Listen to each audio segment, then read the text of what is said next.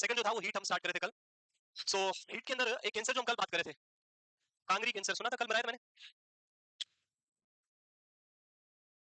So heat की बात करें, heat means chronic heat, not only heat, it's a chronic heat for long time of period.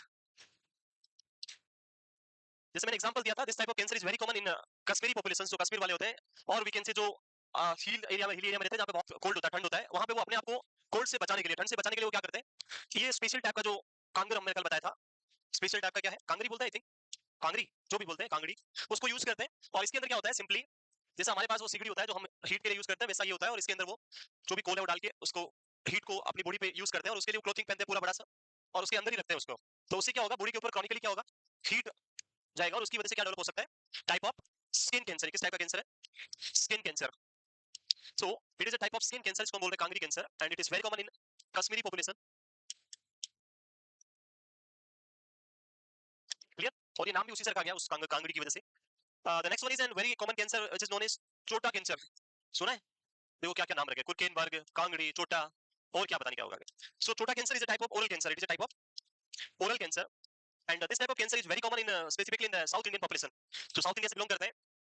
Why it is very common in South India, because it is the type of cancer, chutta cancer, which is occur due to direct heated food, direct heated food. Like अगर हम अपनी बात करें, यहाँ पे जो हम चपाती बनाते हैं या जो भी बनाते हैं, सब्जी राइस जो भी बनाते हैं, वो हम डायरेक्ट हीट से नहीं बनाते, हम क्या करते हैं, तवा रखते हैं या जो भी आपका कुकर है उस पर रख के फिर चावल डाल के फिर आप बनाते हैं, बॉईल करते हैं। सो वो इनडायरेक्ट हीट है, डायरेक्ट नहीं हो रहा है। डायरेक्ट हीट का means we can say tandoor, तंदूर तंदूर होता है, तंदूर चिकन, तंदूरी पनीर, और जो भी आप लोग आते हैं वो स्टिक में लगा के फिर डायरेक्ट हीट में रखते हैं, फिर वो बनाते हैं, देखा है। सो साउथ इंडिया के अंदर चिकन और जो मीट होता है वो बहुत कॉमन यूज होता है, और उसमें भी वो डायरेक्ट हीटेड बहुत ज्यादा यूज करते हैं, वो स्टिक में लगा के उसको फ्राई कर, जो भी जैसा भी पता नहीं कैसे होता है, आई डोंट नो, पर वो बनाते हैं उसको, तो उससे वो मुंह में उसको खाएंगे, उससे प्रॉब्लम क्या होती है कि जो डायरेक्ट हीटेड फूड होता है उसके अंदर हीट जो है स्टोर हो जाती है अंदर, और बहुत वार्म गर्म होता है, बहुत हीटेड होता है। आप जब खाएंगे, जब आप बाइट करेंगे तो पता नहीं चलेगा, जैसे आप उसको अंदर लेंगे तो फिर पता चलेगा कि हाँ बहुत गर्म है, और वो कोल के अंदर जो आपका कार्बन है उसमें डायरेक्टली बर्न होने से कार्सिनोजेंस भी उसमें डेवलप हो जाते हैं, तो वो कैंसर कोज कर सकता है, किसका, ओरल कैविटी का। तो इसीलिए डायरेक्ट हीटेड फूड जो भी है, अगर रेगुलर आप चॉइस करते हैं, खाने की इच्छा करते हैं, तो उसको क्या करें, अवॉइड करें, बंद करें, नहीं तो ये तंदूरी पनीर, तंदूरी चिकन आगे जाके क्या करेगा, ओरल कैंसर कोज कर सकता है, ओरल म्यूकोसा डैमेज कर सकता है, तो ऐसा ना हो उसके लिए आप ध्यान रखें। नेक्स्ट, क्लियर ये दोनों, मूव करें। कैंसर डेवलपमेंट में सिंपल पैथोलॉजी है, पैथोफिजियोलॉजी है। बॉडी का प्रिंसिपल है कि जब स्किन डैमेज होगा तो वापस क्या होगी, रीजनरेट होगी, यही रूल होता है। फिर डैमेज होगा, फिर रीजनरेट होगा, बनेगा। जैसे बचपन में आपने बच्चे के बारे में सुना होगा कि जब किसी बच्चे को कोई काम नहीं करा तो आप उसको मारते हैं, पहली बार मारा बहुत दर्द होता है, और फिर अगले दिन या तो बच्चा पढ़ने लग जाता है, और या फिर आ जाता है, फिर दूसरे दिन मारेंगे तो उसको दर्द फिर भी होता है, फिर तीसरे दिन कोशिश करता है, नहीं पढ़ पाता, फिर खाएगा, और जब महीने भर चलेगा तो फिर उसकी आदत हो जाती है, होती है। फिर वो एक महीने बाद आके पहले ही खड़ा हो गया, मास्टर जी मैं तैयार, आप मार ही लो, उसको कुछ पता है, फर्क नहीं पड़ेगा, बाद होता है। इसको बोलते हैं हैबिचुअल हो जाना। सेम थिंग होगी हमारे इस कैंसर में। लाइक जो तंबाकू ईटिंग करते हैं, खाते गुटखा खाते हैं, ओरल म्यूकोसा क्या होगी, डैमेज होगा। फर्स्ट टाइम खाया, म्यूकोसल मेम्ब्रेन डैमेज हुआ, बॉडी ने क्या किया, वापस रिपेयर किया। अगले दिन फिर खाया, फिर बॉडी ने क्या किया, रिपेयर किया। ऐसे चलता रहा डेली बेसिस पे।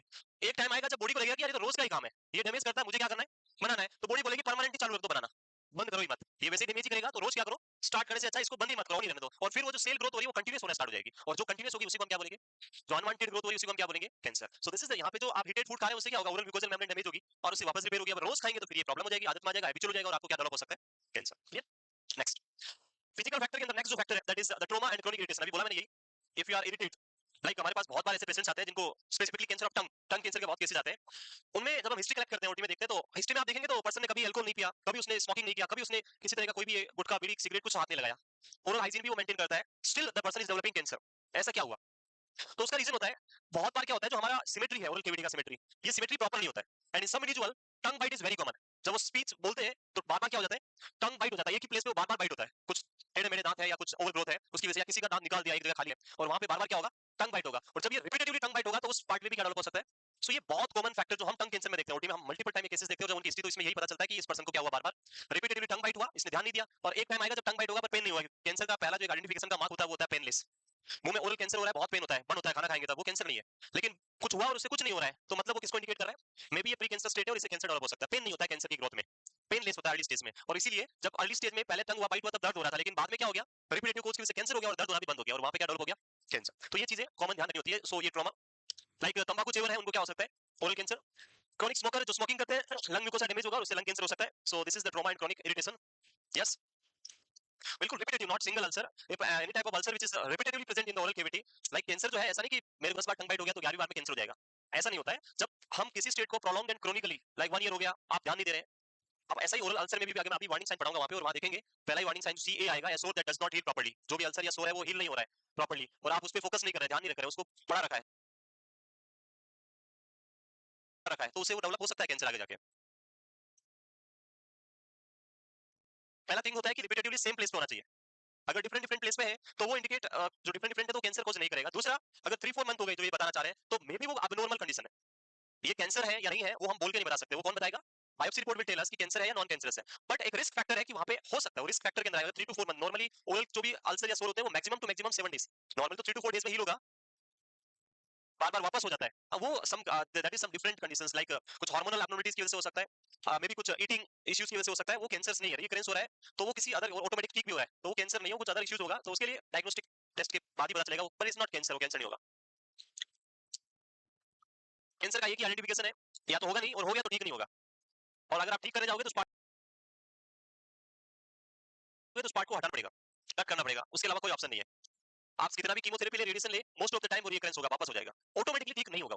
जब भी हम कैंसर बात करेंगे तो कभी भी ऑटोमेटिकली स्पॉन्टेनियसली ठीक नहीं होगा। Clear?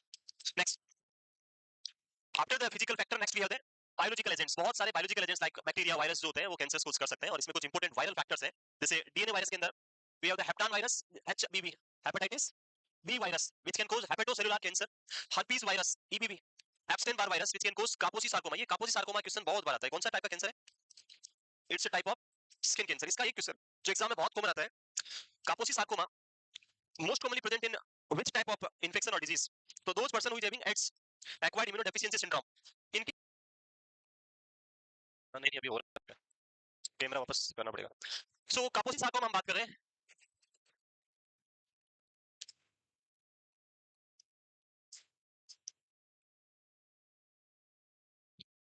कापोसी sarcoma which is very commonly associated with AIDS.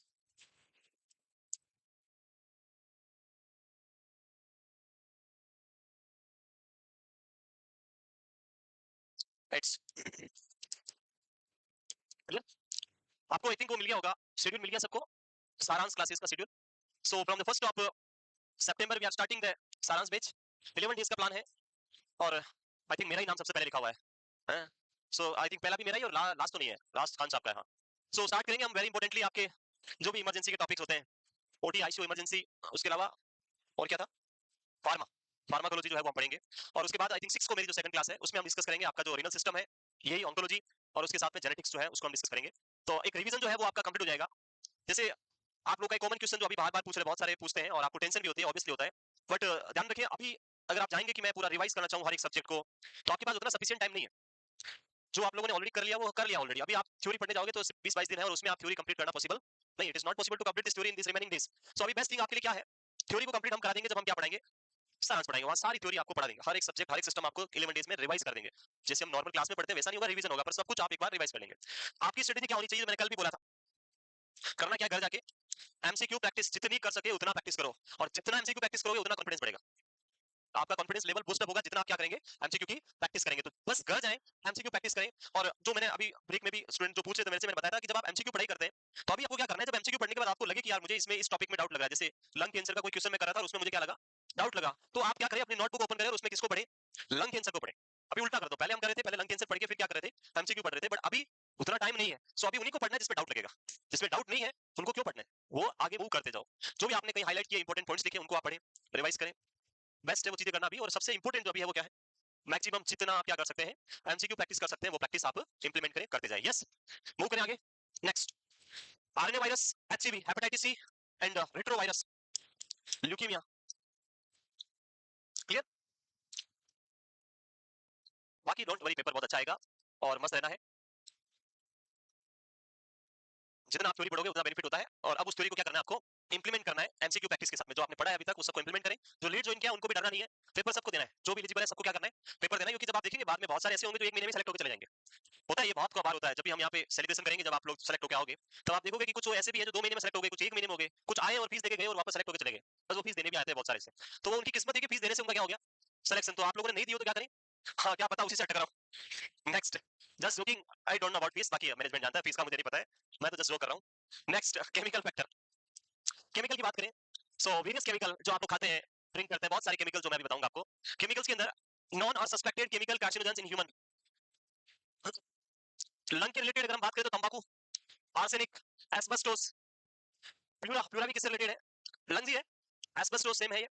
Next is oral cavity, again tobacco, smoke, alcohol, निकल, इसोफेगस, तंबाकू, अल्कोहल, स्मोक, कल मैंने बोला था excessive spicy, excessive salted, excessive eating of pickled food, अचार खाने से। एग्जाम एक बार क्वेश्चन आया था एग्जाम में कि which of the following is an example of pica और पीका डिसऑर्डर। आप पाइका बोलते हैं, पीका बोलते हैं, आई डोंट नो। पीका पाइका जानते हो? Pica means eating of non nutritive substance, और उसमें ऑप्शंस था व्हीट, पिकल, ग्रेप्स और राइस। वहां मिट्टी तो था ही नहीं, मिट्टी, पेंट, केरोसिन और भी जो भी ड्रिंक करते हैं नॉन न्यूट्रिटिव, वो था ही नहीं options. So which one is the non nutritive substance out of this four? The answer should be pickle. Pickle food जो होता है, अचार जो होता है, ये कोई भी न्यूट्रिशन आपको प्रोवाइड नहीं करता, it's a non nutritive things. इसमें कोई न्यूट्रिशन नहीं होता है, इसके अंदर जो कुछ होता है वो सब न्यूट्रलाइज हो जाता है। आप इसमें इतना सारा थिंग्स मिलाते हैं, इसमें बहुत सारा सोल्ट होता है प्रिजर्व करने के लिए, खराब होने से बचाने के लिए, बहुत सारा ऑयल डाला जाता है आपके प्रिजर्वेशन के लिए, बहुत सारे मसाले डाले जाते हैं, तो जिसका पिकल है वो तो दिखता ही नहीं है, बस यही दिखते हैं सारे, और इसकी वजह से इससे बॉडी में कोई न्यूट्रिशन नहीं मिलता, even it is very harmful for your body. आप एक दिन सब्जी की जगह से पिकल खाओ, सब्जी खाते वैसे, और फिर देखो अंदर क्या क्या मजे होते हैं। देखा कभी? पूरे दिन भर वही आएगा बाहर, आता नहीं आता है, पिकल वाला ही आएगा पूरा सब बाहर, जो टेस्ट आएगा पूरे दिन भर वही पिकल, पास वाला बोलेगा क्या किया भैया, क्या स्मेल आ रही बार बार। So pickle is a type of non nutritive substance, and ऐसी नॉन न्यूट्रिटिव सब्सटेंस को आपको नहीं खाना, नहीं तो क्या हो जाएगा, पाइका और पिका। पिका जो दो टाइप का होता है, एक चाइल्डहुड टाइप और एक होता है एडल्टहुड टाइप। होता है क्या एडल्ट को? आपको होता है? आपको ऐसा लगता है कि आज पेंट खा लेते हैं, मार्कर को स्मेल कर लेते हैं, हाँ मजा आ गया? होता है बहुत सारे जो परमानेंट मार्कर आते हैं ना, उनको निकाल के ऐसे करते हो पूरे दिन भर, फिर उनको हाँ मजा आ रहा है पूरा, पेट्रोल को सूंघेंगे, मिट्टी खा जाएंगे, चौक खा जाएंगे, बोर्ड पे लिखना चौक होता है, मास्टर पूछता कहाँ गई, पापा सुबह वो एक बॉक्स दे देते थे लिखने वाला स्लेट पे, और शाम को आते थे तो खत्म, इतना पढ़ा, हाँ बहुत पढ़ा, खा गया सीधा अंदर, खा जाते थे। सो उसको हम क्या बोलते हैं? Pica. So in children it is by birth, बच्चों में ये नॉर्मल हैबिट होती है कि जो भी मिलता है उसको खा जाते हैं, उनका एक नेचर है ये, और वो जैसे जैसे एज बढ़ेगा वैसे वैसे क्या होगा, एंड हो जाएगा। सबने खाया है, ए करने से कुछ नहीं होता है, सबने खाया है और सब में था, पर वो ऑटोमेटिकली क्या हो जाता है, ठीक हो जाता है।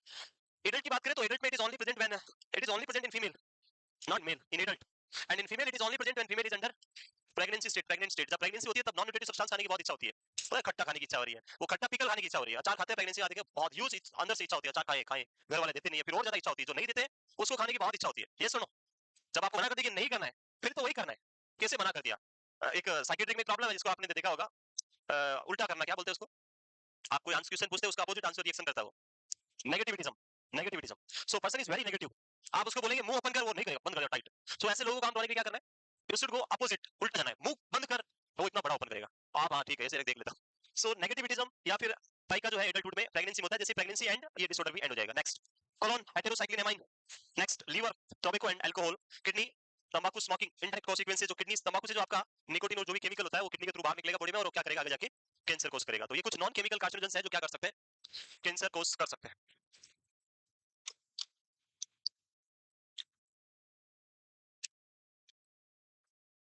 डे आफ्टर टुमारो संडे को सुबह मॉडल पेपर होगा, मॉडल पेपर, और मॉडल पेपर का जो है वो सॉल्यूशन नहीं होगा, क्लास होगा। After model paper there will be same schedule classes रहेगी, जो हमारी क्लासेस होती है वही रहेगी।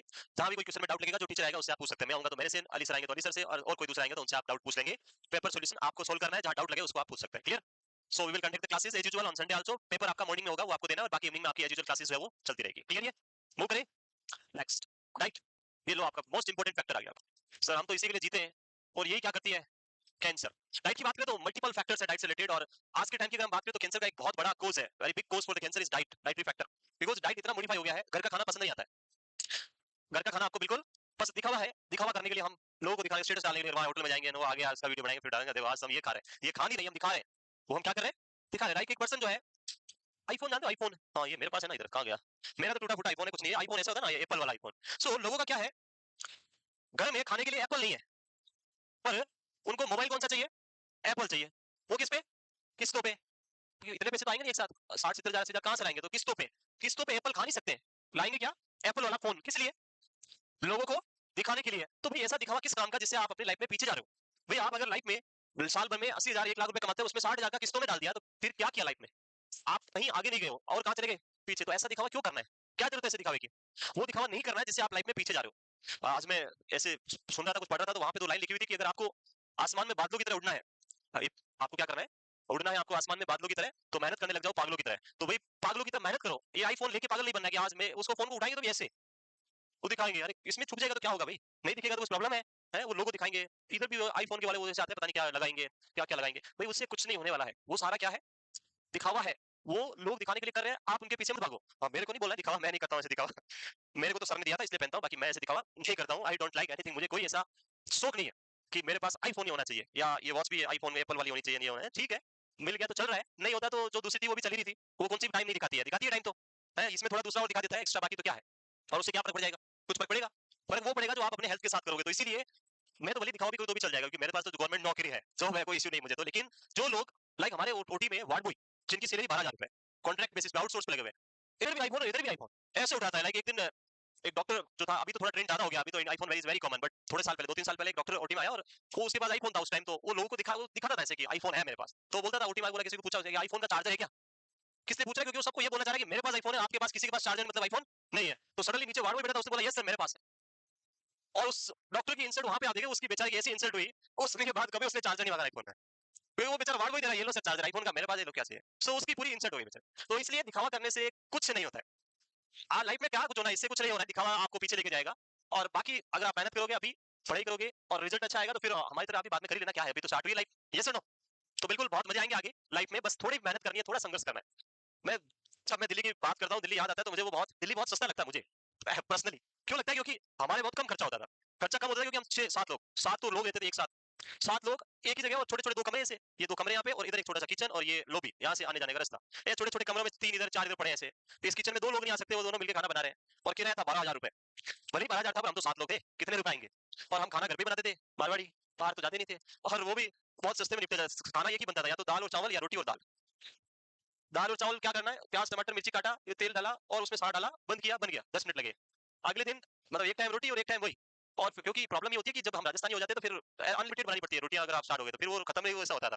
तो इसीलिए जब हम लास्ट में हिसाब करते तो पैसे आते किसी के 3,000, किसी के 4,000 महीने के, जिसमें खाना भी हो गया, आनंद ये भी हो गया, और बाहर तो हम जाते नहीं थे क्योंकि हम पढ़ाई करते थे, बाहर जाते नहीं थे, 2 महीने तक बाल नहीं कटवाए, ऐसे हो गए भूत की तरह, कोई बात नहीं, कौन देख रहा है वहाँ पे, सर्दी का टाइम था, रजी से बाहर भी नहीं निकलते थे, नहाते भी 2-3 दिन बाद ही थे, सर्दी नहीं लगे, वहाँ गीजर नहीं था हमारे पास, गर्म पानी कहाँ से लाए, और दिल्ली में ठंड पड़ती है वो खतरनाक वाली, तो गर्म पानी का कोई जुगाड़ नहीं था, गैस पे गए तो खत्म हो जाता है, उसका पैसा अलग, इसलिए वो भी नहीं करना है। जब धूप निकले 2 दिन में अच्छी वाली, 2-3 दिन में एक आधी बार, ताकि ना साबुन खराब हुए ना पैसे खराब, कुछ नहीं हो रहा है, बहुत सस्ता था। और फिर हम पूरे दिन भर क्या करते थे, सिर्फ पढ़ाई करते थे और कुछ काम नहीं, उस वजह से आई थिंक ये जो चीज है वो आज हो सकती है। बाकी ना तो घर वाले मना कर रहे थे कि पैसे नहीं देंगे, ना कोई दूसरा भी दे देता, कहीं से तो आ ही जाते पैसे, पर उससे रिजल्ट नहीं आता। आप सोचते कि रिजल्ट उस टाइम चाहते तो आईफोन खरीद के घर वालों में, मुझे तो आज आईफोन चाहिए, नहीं तो मैं गाँव ही नहीं आऊंगा, क्या कर लोगे, फिर वो लाके देते उसी टाइम तुरंत, बट उससे क्या हो जाता, पासवर्ड देखता मेरे पास आईफोन है, देख मेरी कार, उससे क्या होगा, मेरा रिजल्ट नहीं आएगा बाद में, मैं लाइफ में क्या हो जाऊंगा पीछे। तो इसीलिए ये दिखावे की दुनिया से क्या हो जाओ, दूर हो जाओ। दुनिया का आज के टाइम में सबसे बड़ा दिखावा है वो है सोशल मीडिया। इस सोशल मीडिया पे सिर्फ वही दिखता है जो फेक होता है, असलियत असलियत और ओरिजिनल जो है वो कभी नहीं दिखती है आपकी, जो फेक है वो दिखेगा और वही वहां दिखाया जाएगा, और हम उसी चक्कर में आके पूरी तरह से बदल जाते हैं। लाइक आज सुबह मैं देख रहा था एक रील, तो उसमें एक रील था जिसमें अनिल अंबानी का अभी जो बेटा, उसको क्या नाम, उसके बेटे की शादी, क्या नाम था, अनंत, उसकी शादी हुई, तो उसका एक वीडियो डाला हुआ है, उसके पीछे बाल नहीं है, सो उसके बाल नहीं है, वैसे चल रहा है ऐसे, और फिर उसके नीचे लिखा हुआ है कि ये इतना अरबपति खरबपति आदमी इतने पैसे होते हुए बाल नहीं ला सका, और हम ये 500 रुपए के तेल के पीछे बड़े लगा लगा के रोज कोशिश करेंगे बाल आएंगे आएंगे, कहाँ से आएंगे बाल, जब 500 रुपए में बाल आ जाते तो वो नहीं लाता, बाल आ सकते हैं क्या 500 रुपए में ही, लेकिन आज ये शैम्पू, आज वो शैम्पू, आज ये टेबलेट, आज वो, कितना करेंगे कितना, वो सब कौन करता है, ये मिडिल क्लास। उसको लगता है कि नीचे वाला मुझे देखेगा तो शर्म आएगी अपने आप को, और ऊंचे वाले से हम कोशिश करते हैं दिखावा करने की, और उसी बीच में हम सैंडविच बन के रह जाते हैं, तो या तो नीचे वाला खा जाता है या ऊपर वाला खा जाता है सैंडविच, और हम ऐसे कैसे रह जाएंगे। तो इसलिए दिखावा करना बंद करो, जो है बेस्ट है, बस साफ सुथरा रहना, जो है धो के पहन लेंगे, क्या फर्क पड़ेगा, नहीं है कोई बात नहीं, जितना है उसमें खुश रहेंगे, और जब अच्छा होगा तब अच्छा करेंगे बाद में। यस, डाइट पे आ जाइए, उसी डाइट की बात करने जा रहा हूं मैं, इसलिए दिखावे की बात है। डाइट के अंदर पहला फैक्टर है major role of diet and nutrition in occurrence of cancer. सबसे पहला आता है नेचुरल पेस्टिसाइड्स। सो ये नेचुरल पेस्टिसाइड इंटेंशनली और अनइंटेंशनली हमारे बॉडी में जाते हैं, जैसे कैबेज और कॉलीफ्लावर सबने खाया होगा, कैबेज, पत्ता गोभी और कॉलीफ्लावर फूल गोभी जो आता है, इसके अंदर आप देखेंगे तो एक स्पेशल केमिकल है, sorry, allyl isothiocyanate, allyl isothiocyanate, this is the special chemical which present in this gobhi, this cauliflower or cabbage, and this natural pesticide can cause cancer in the GI tract। क्या क्या कर सकता है, cancer. और हम पत्ता गोभी देके खाएंगे नहीं, मुंह ऐसे करेंगे, मम्मी ने बना दिया ना घर पे कभी, पता नहीं क्या है ये पत्ता गोभी फूल गोभी, लेकिन वही पत्ता गोभी से जब आपने मोमोज बना दिए तो हम ऐसे खाएंगे उसका, हाँ, मजा आ गया, मम्मी वही डंडा लेके पीछे आ जाएगी आपके, नहीं ये तो अलग है। और उसी फूल गोभी पत्ता गोभी से वो मंचूरियन वाले ने मंचूरियन बना दिए, तो उसे चाव से खाएंगे हम, क्यों, कि वहां पे उस पत्ता गोभी फूल गोभी के साथ में क्या किया, बहुत सारे केमिकल ऐड कर दिए उन्होंने, बहुत सारे ऐसे डाले, सारे लिखे हुए मैं बताऊंगा, तो वो डेंजरस होता है, तो आप खाएं, लिमिटेड खाएं, ये नहीं कि टूट पड़ रहे रोज शाम होते ही वो मोमोज वाला आंटी के पास तैयार, हम तो वही रोज आज बस यही खाएंगे, पेट इसी से भरेंगे। नेक्स्ट, हाइड्राथियाजाइन, हाइड्राजिन, सॉरी हाइड्राजिन, ये किसमें है, मशरूम, हर्बल टी, ये आजकल इतना चलता है, मैं आजकल चाय नहीं पीता हूँ या चाय नहीं पीती हूँ, तो मैं आजकल हर्बल टी पीता हूँ। हर्बल टी होता क्या है? मैं चाय नहीं पीता, मैं सिर्फ कॉफी पीता हूँ, क्यों भाई, जो चाय है वो क्या है, जो लास्ट कचरा बच जाता है ना लास्ट में, एंड में, जिसमें सबसे कम कैफीन होता है, वो होता है चाय। कॉफी जो होता है वो सबसे हाईएस्ट कैफीन पाउडर ही है। लेकिन मैं सिर्फ कॉफी पीता हूँ, चाय बहुत खराब होती है। क्यों? क्योंकि उसमें कुछ होता नहीं है। खराब कौन है? कॉफी। वो हमारी pipe cold coffee, hot coffee, cappuccino, ये कैपेचिनो, पता नहीं कौन कौन सा चिनो है। सो ये हर्बल टी भी डेंजरस होता है, रूटीन बेसिस पे नहीं पीना है, नहीं तो ज्यादा वेट लॉस के चक्कर में पता नहीं क्या हो जाएगा। Next, synthetic carcinogens in diet. So ये भी आजकल एक बहुत ही कॉमन हो गया है। टेस्ट फ्लेवरेंट्स, स्वीटनर्स जो आप मिलाते हैं, लाइक जो भी आप, अभी मैं बोलूंगा तो फिर आप बेचारे उसका धंधा बंद कर दोगे आप, पानी पूरी वाले का। जब पानी पूरी आप खाते हैं, लाइक वही पानी पूरी आप घर पे बनाएंगे और वही वहां जाके खाएंगे, तो आप बोलेंगे यार घर पे मजा नहीं आता है। मजा कहाँ आता है? वो ठेले वाले के पास वही लेके ऐसे खड़ा हो गया, लाओ आने दो, लास्ट में वही फिर सूखा दे दो, नहीं देंगे तब तक जाएंगे नहीं, है पैसे दिए ना, फिर 2 कटोरी भर के पानी पिला दो, है। सो बस होता है। अगर आपने कभी उसका कलर देखा हो, पानी का कलर, तो कैसा होता है? वो ग्रीन नहीं, बहुत ज्यादा ग्रीन होता है, पता नहीं इतना ग्रीन होता है, जो नेचुरल भी नहीं हो सकता, इतना ग्रीन उसमें होता है। देखा है? और वो ग्रीन कलर कैसे होता है? बिकॉज आप जो उसके अंदर फ्लेवरेंट्स आते हैं, ग्रीन कलर एंड फ्लेवरेंट्स आते हैं, वो ऐड करते हैं लोग, और उसकी वजह से वो पुदीना नहीं है, आप पुदीने का पानी है, धनिया का पानी, धनिया पुदीना की चटनी नहीं है, वो ग्रीन कलर है जो उसमें मिलाया जाता है, और उसी वजह से टेस्ट क्या होता है आपका, अलग आपको लगता है। बट आप लोग उसको इतना मजे से पी रहे हैं, इतना पिए जा रहे हैं, उसको भी कोई फर्क नहीं, वो एक पाउडर पैकेट और डालेगा, पानी मिलाएगा, ये फिर बन गया वापस, उसको क्या नुकसान? कुछ नहीं है। सो इंटेंशनली अगर हम बात करें तो इंटेंशनली हम वेस्ट कलर, कलर आजकल हर एक चीज जो भी आप देख रहे हैं सब में कलर आता है। आप कुछ भी खाने जाएंगे, हर एक थिंग जो कलर वाली दिखती है, लाइक आप हलवा खाने जा रहे हैं गाजर का, तो गाजर का हलवा नहीं है, वो कलर का हलवा है, कलर मिला के गाजर का बनाया गया उसको, वैसा ही दिखेगा वो। फ्लेवरेंट्स जो आप मंचूरियन में बोल रहा हूँ, चाउमीन या फिर और पता नहीं कौन कौन से मीन होते होंगे, उन सब में वो जो मिलाते हैं ऐसे दाल डाल के, आप थोड़ा और भैया कम टेस्ट आएगा, थोड़ा और डालो, वो सब क्या है? फ्लेवरेंट्स। और स्वीटनर्स आते हैं, सिंथेटिक स्वीटनर्स, लाइक डायबिटीज हो गया, शुगर आज से बंद, आज से क्या खाएंगे? शुगर फ्री खाएंगे, पर शुगर तो खाएंगे। अरे शुगर फ्री से स्वीट नहीं होगा, वो क्या है? Synthetic sweetener. It's not natural, it's synthetic sweetener, but that is more dangerous compare to your natural sugar. वो जो स्वीटनर्स ऐड कर रहे हो, वो क्या है? ज्यादा डेंजरस है बॉडी के लिए। जो आप शुगर फ्री के नाम से खा रहे हो, मान लीजिए वो आपका शुगर नहीं बढ़ाएगा, ग्लूकोज नहीं बढ़ाएगा, लेकिन अदर थिंग्स को इतना बढ़ाएगा कि आप कैंसर हो जाएगा, प्रॉब्लम हो जाएगी ज्यादा। इसीलिए मत पियो भाई, चाय नहीं पियोगे, नहीं खाओगे मीठा, तो कोई आदमी ऊपर चला जाएगा। नहीं, हम तो सर जी उसी के लिए रहे हैं, क्यों नहीं खाएंगे? इवन आजकल तो इतना हो गया मार्केट में, मैं गया एक शॉप पे और आइसक्रीम खानी थी, लाइक मैं स्वीट्स नहीं खाता हूँ, मीठा नहीं खाता हूँ, तो आइसक्रीम खानी थी, जो साथ में थे फैमिली वाले, तो उनको खिलाया। बाद में उन्होंने मेन्यू देखा, तो उसमें सबसे नीचे लिखा हुआ है sugar free kulfi, sugar free ice cream, पता नहीं क्या क्या फ्री, वो भी थी वहां पे। तो बोला आपके लिए भी है शुगर फ्री, मैंने कहा शुगर फ्री है, पर शुगर तो है ही इसमें, मीठा तो है ही।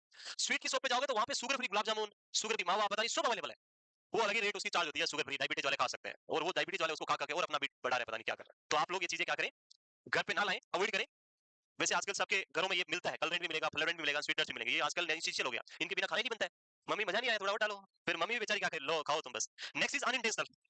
अनइंटेंशनल मींस आप नहीं चाह रहे हो फिर भी खाना पड़ रहा है। रीजन इज दैट, लाइक आज के टाइम की अगर हम बात करें, तो जो महंगाई जो है, जो हम बात करते हैं थिंग्स जो लेके आते हैं, आप रेट बात करते हैं, इतनी ज्यादा है कि एक हमारी बात करें तो ठीक है, हम तो गवर्नमेंट सर्वेंट है, पैसे उतने मिल रहे हैं तो हम खरीद पा रहे हैं, लेकिन एक नॉर्मल पर्सन जो फार्मर है, खेती कर रहा है, उसके पास इतनी कैपेबिलिटी नहीं है कि वो आपके जितना पेट्रोल डेली भरा के गाड़ी चला सके, फोर व्हीलर। सो उनको इनकम का एक ही सोर्स है, वो अपने खेतों में काम करेंगे, वहां से प्रोडक्शन होगा, उससे क्या आएगा? पैसा आएगा। बट जब आप जो आजकल एक और आता है हाइब्रिड, एक होता है नेचुरल और एक होता है हाइब्रिड। हाइब्रिड का मतलब होता है कि उसके अंदर हमने क्या किया, जेनेटिक इंजीनियरिंग के थ्रू उसके अंदर कुछ ऐसे केमिकल मिला के नया बनाया कि उससे ज्यादा प्रोडक्शन होता है। लाइक आजकल जो मेज मक्का आता है, भुट्टा, पहले इतने इतने से भुट्टे आते थे, छोटे छोटे इतने इतने से, और आप उनको पूरा भी खा जाते तो भी मजा ही आता था, भले उसके साथ ही खा जाओ, जो अंदर निकलता है ना वेस्ट, उसके साथ भी खा जाते थे बचपन में, क्योंकि वो इतना सॉफ्ट होता था, वो नेचुरल वाला था, देसी जिसको हम बोलते हैं। आजकल देखा है, मैं उसके पास गया, हफ्ते वाले के पास, तो इतना लंबा भुट्टा, इतना 1 फीट का भुट्टा, और इतने बड़े बड़े, मैं उसको बोला ये कौन सा है, बोला ये तो अमेरिकन है। वो भी सब जानते हैं अमेरिकन है, वो अनपढ़ है फिर अमेरिकन। सो वो क्यों यूज कर रहे हैं आजकल? बिकॉज टेस्ट नहीं है वहां, मैटर है मनी का। अगर वही जो फार्मर वहां पे अपनी जमीन में लगाएगा उतने फील्ड में, तो जो छोटे वाले भुट्टे होगा उससे बहुत कम प्रोडक्शन होगा, और उससे इनकम बहुत लेस होगी। तो वो लोग क्या कर रहे हैं, अमेरिकन जो जो हम हाइब्रिड बोल रहे हैं वो लगा रहे हैं, उसके साथ में बहुत सारे केमिकल्स वो डालते हैं, फर्टिलाइजर्स आते हैं वो यूज करते हैं, और वो सारे किसमें आएंगे? उसी के अंदर आएंगे, और अब आपको अनइंटेंशनली उसको खाना ही पड़ेगा, जो ऑप्शंस हमारे पास अवेलेबल नहीं है। तो इस वजह से लाइक पेस्टिसाइड्स, वेरियस सॉल्वेंट्स और पैकिंग, ये पैकिंग भी बहुत डेंजरस है। प्लास्टिक, गवर्नमेंट बोलती है प्लास्टिक बैन है, लेकिन प्लास्टिक से बिना काम चल जाए तो बता दो, क्या प्लास्टिक के बिना कुछ हो सकता है?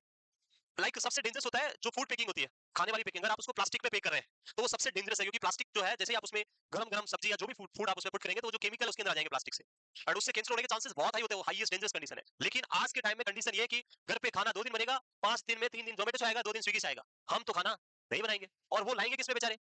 प्लास्टिक बंद कर दो, फिर किसमें लाएंगे? ला सकते हैं पेपर में, ला तो सकते नहीं है, लोहे का अंदर तो ला नहीं सकते हैं, तो लाएंगे तो प्लास्टिक बॉक्स में, और वो इतना फिर उस पर लिखे भी है बिल्कुल गर्मा गर्म डिलीवर करेगा हमारा जोमेटो, हमारा स्विगी, बिल्कुल ठंडा नहीं होगा। क्यों? क्यों? पैकिंग ऐसी कर रहे हैं प्लास्टिक में, वो बिल्कुल गर्म लेके आएंगे तुरंत आपके पास, लेकिन उसका कितना केमिकल उसमें होगा, तो फिर भी हम खा ही रहे हैं। जितने भी पैकिंग वाले कुरकुरे, बिस्किट, नमकीन, भुजिया, जो भी ऐसा प्लास्टिक पैकिंग्स आती है, these are very very dangerous. Specifically जो ईटिंग वाली थिंग्स जो है, खाने वाली चीजें जो है, नमकीन जो चीजें बात कर रहा हूं मैं, जो गम बनती है, लाइक नमकीन बनता है गरम, पकोड़े जो भी आते हैं, कुरकुरे, बिस्किट, जो भी, वो सारे क्या है? डेंजरस है। तो आज ही क्या करें, इनका सेवन बंद करें, घर से रोटी पे करके लाए वो खा लिया करो, कुरकुरे बिस्किट खाना बंद करो। नेक्स्ट, सो ये सारे क्या थे? कोर्स थे, होपफुली आप लोगों में एक भी नहीं है। Next, cancer classification. So cancer की बात, अरे क्या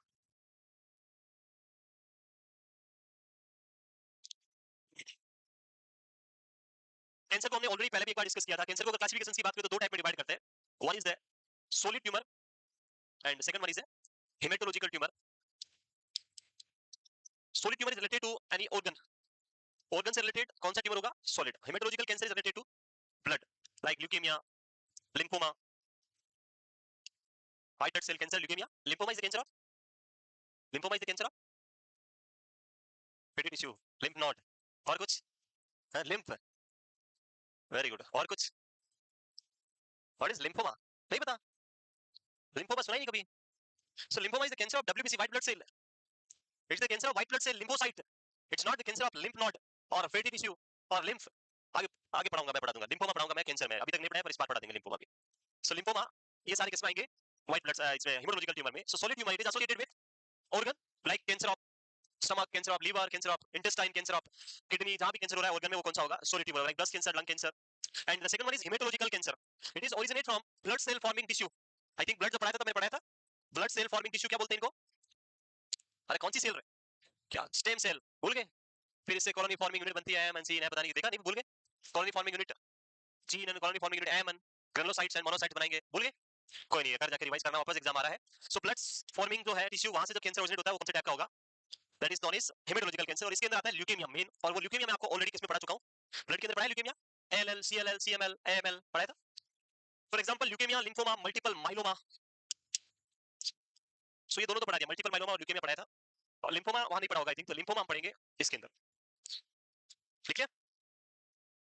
सो कैंसर दो टाइप के हो सकते हैं ट्यूमर, या cancer classification solid and haematological. Solid जहां पे एब्नॉर्मल एक्सेसिव सेल प्रोडक्शन होगा और वो एक मास बनाएगा related to organ, that is known as solid cancer. और जब हम हेमेटोलॉजिकल कैंसर की बात करें, तो वहां पे excessive abnormal immature blood cell formation होगा, लाइक ल्यूकेमिया, जहां पे excessive abnormal white blood cell का फॉर्मेशन होता है, which is non functional, that is known as leukaemia. Clear? Next चलेगा। Next is the warning sign of cancer. Warning sign of cancer जो है वो याद तो रखनी एग्जाम के लिए, बट बेसिक लाइफ में भी आप इंप्लीमेंट कर सकते हैं, बहुत हेल्प करेंगे आपको। वो करें। Next is the warning sign of cancer.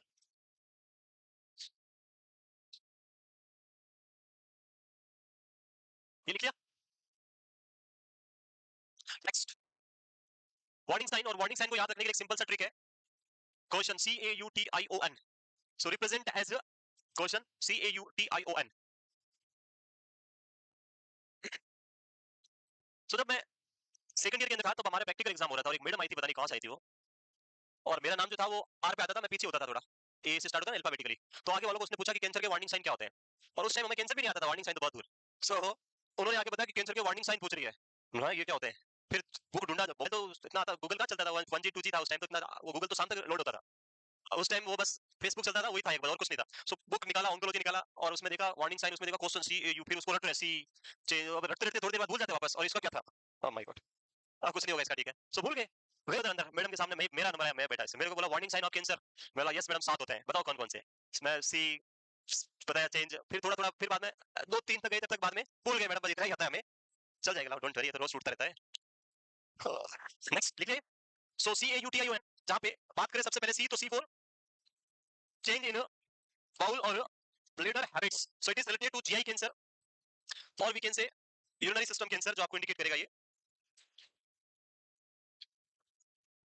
So first is use for early detection in cancer, and the C जो बात करें चेंज इन द बाउल और ब्लैडर हैबिट्स, फर्स्ट आता है आपका change in bowel and bladder function और habits, और ये इंडिकेट करता है कोलोन और ब्लैडर कैंसर को। सो कुछ भी अगर एबनॉर्मल फाइंडिंग मिले, लाइक जो नॉर्मल हैबिट्स है स्टूल पास करने की, अगर उसमें कुछ सडनली चेंज होता है, ब्लीडिंग होना स्टार्ट होता है, सडन कॉन्स्टिपेशन हो जाता है, बहुत लंबे टाइम तक चल रहा है, तो सस्पेक्ट ये नहीं कि कैंसर ही हो गया मुझे, तो ये नहीं सोचना है, नहीं तो फिर हाइपोकोंड्रियासिस हो जाएगा।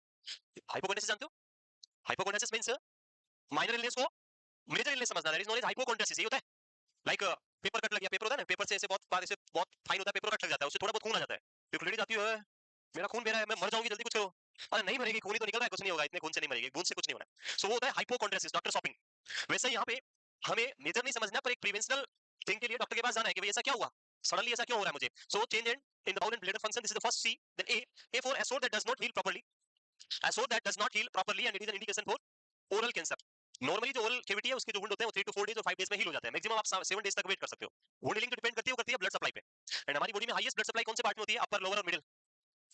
लोअर पार्ट में। तो बिल्कुल सब गलत है, अपर पार्ट में हाईएस्ट ब्लड सप्लाई होती है, लोअर के पास वीनस ब्लड ज्यादा होता है, अपर पार्ट के बाद आर्टेरियल ब्लड जो ऑक्सीजनेटेड ब्लड है वो ब्रेन के पास सबसे ज्यादा रीच होता है, बाकी में नहीं जाता है। सो हाईएस्ट ब्लड सप्लाई होती है ब्रेन को, और इतनी बार पढ़ा गया कि ब्रेन को नहीं मिलेगा तो आप सो जाओगे, अनकॉन्शियस हो जाओगे, पहले किसको चाहिए? ब्रेन को। इसीलिए जो ये अपर पार्ट के वुंड होते हैं वो बहुत फास्ट हील होते हैं, 2 to 5 डेज में आपका हीलिंग हो जाता है, सूजन निकाल देते हैं। लेकिन जो सबसे लोअर पार्ट है उसमें 10 to 14 और 15 डेज लगते हैं वुंड हील होने में, हाईएस्ट टाइम लगता है क्योंकि वहां पे ऑक्सीजनेटेड ब्लड बहुत कम पहुंचता है, वीनस ब्लड ज्यादा होता है, इसलिए हीलिंग होने में टाइम लगता है। Next, you for unusual bleeding or discharge, either it may be from the GI tract, unusual bleeding हो रहा है, either it may be through the urinary tract, hematuria हो रहा है, और either it may be abnormal menstrual bleed। तो इनके लिए डॉक्टर के पास तुरंत इमीडिएट कंसर्न करना है, अनयूजुअल अगर ब्लीडिंग हो रहा है तो। नेक्स्ट इज द थिकनिंग और लंप इन ब्रेस्ट। सो इसके बारे में हम आगे बढ़ेंगे, जिसको हम बोलेंगे ब्रेस्ट सेल्फ एग्जामिनेशन, बीएससी। और ये ब्रेस्ट सेल्फ एग्जामिनेशन बताता है प्रीवियस जो फाइंडिंग थी उसको अगली नेक्स्ट मंथ की फाइंडिंग के साथ कंपेयर करके कोई ऐसा एब्नॉर्मल मास या लंप प्रेजेंट तो नहीं है। अगर ऐसा कोई एब्नॉर्मल मास या लंप है तो वो इंडिकेट करेगा एब्नॉर्मल मास ऑफ ट्यूमर कुछ हो सकता है, तुरंत इमीडिएटली डॉक्टर के पास जाए। अगर अभी अर्ली स्टेज है तो इमीडिएटली ठीक हो जाएगा, नहीं तो बाद में मेस्टेक्टोमी करना पड़ेगा, एमआरएम करना पड़ेगा, कंप्लीट रिमूवल करना पड़ेगा। नेक्स्ट, इंडाइजेशन और डिफिकल्टी इन swallowing। इंडाइजेशन हो रहा है तो ये इंटेस्टाइन को इंडिकेट कर रहा है, और डिफिकल्टी इन swallowing है तो ये आपके इसोफेगस को इंडिकेट कर रहा है। So indigestion, stomach and intestine, oesophagus cancer हो सकता है अगर आपको swallowing डिफिकल्टी है। Next, O for obvious change in wart और mole, it is related to skin cancer. Normally skin के ऊपर कुछ नंबर ऑफ मोल प्रेजेंट हो सकते हैं जो नॉर्मली सब में देखने को मिल सकते हैं, बट समटाइम ऐसा होता है कि एक मोल था और सुबह सोए तब उठे तब देखा इतना बड़ा हो गया, ऐसे मोटा हो गया, बहुत बार बाहर बाहर निकल गया। सो वो एक इंडिकेट कर सकता है मेलानोमा को, कैंसर ऑफ मेलानोसाइट्स हो सकता है, स्किन कैंसर हो सकता है। And last and for very important, nagging cough और hoarseness of sound. If this nagging cough और hoarseness of sound is present more than 2 week, अगर 2 वीक से ज्यादा है तो मोस्ट ऑफ द टाइम ये इंडिकेट करता है लेरिंजियल कैंसर या लेरिंजियल ग्रोथ को। सो इमीडिएटली डॉक्टर के पास जाना है। अगर साउंड 2 वीक से ज्यादा, नेगिंग कफ या फिर होर्स जैसी साउंड आती है बहुत ही दबी हुई, तो वो क्या इंडिकेट कर रहा है? लेरिंजियल प्रॉब्लम को। क्लियर? याद रहेंगे? तो ये एग्जाम के व्यू से तो इंपॉर्टेंट है ही, पर अपनी बेसिक लाइफ में भी इनको इंप्लीमेंट करना और यूज करना है।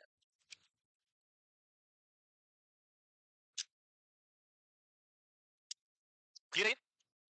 वन साइन ऑफ कैंसर याद रहेंगे? CAUTION, question. नाउ नेक्स्ट जो है कुछ क्लासिफिकेशंस पढ़ेंगे यहाँ पे, ग्रेडिंग, स्टेजिंग, TNM क्लासिफिकेशन सुना है? कभी कभी एग्जाम में एग्जामिनर पूछ लेता है कि ये इस पेशेंट को ये वाला कैंसर हो रखा है, इसका TNM क्लासिफिकेशन निकालो, तो आपको निकालना पड़ेगा, ऑप्शन तो कुछ है नहीं आपके पास, तो निकालेंगे यस और नो? चलो निकालो फिर। Patient is suffering with oral cancer stage 3 और स्टेज 4, स्टेज 4 हो रखा है, उसका TNM कितना होगा? अगर ऐसा क्वेश्चन आता है तो आप बहुत लकी है, और सबसे इजी वाला क्वेश्चन आपसे पूछा है। स्टेज 4 का मतलब होता है जहां पे कैंसर क्या हो चुका है ऑलरेडी, मेटास्टेसिस हो गया, और जब मेटास्टेसिस हो गया तो सब फुल नंबर होता है।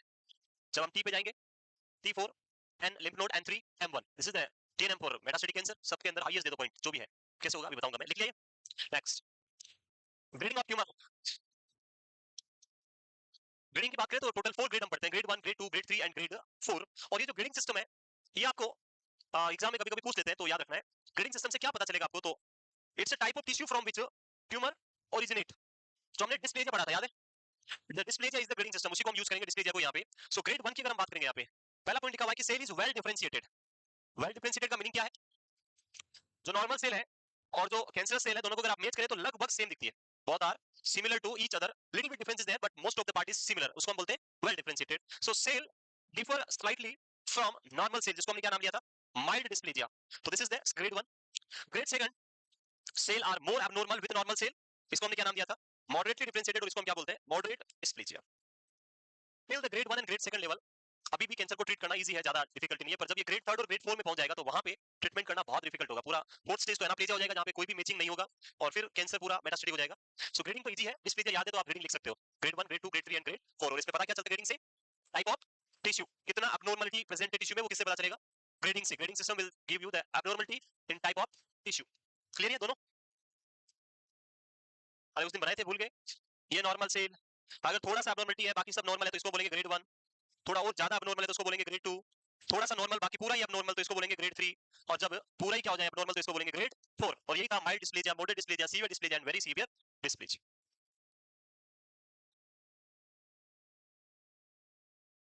लिख लिया?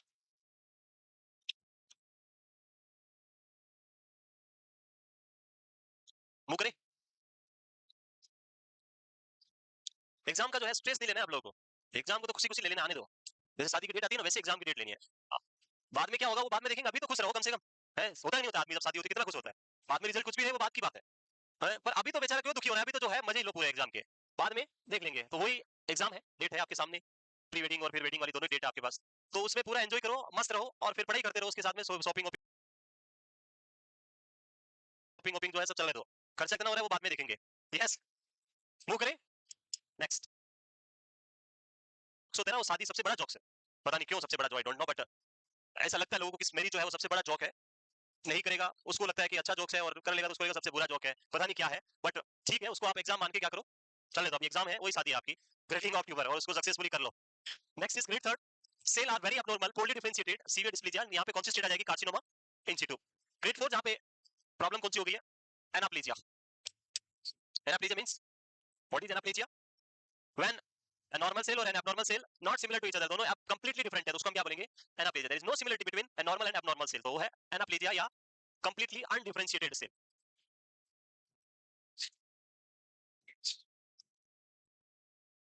एक बच्चा और एक उसकी जो दादी होती है वो शादी में जाते हैं, और शादी में जाने के बाद दादी की बहुत इच्छा है उसके जो पोता है उसकी शादी देखने की, तो दादी बोलती है इसके बाद अब तेरी बारी।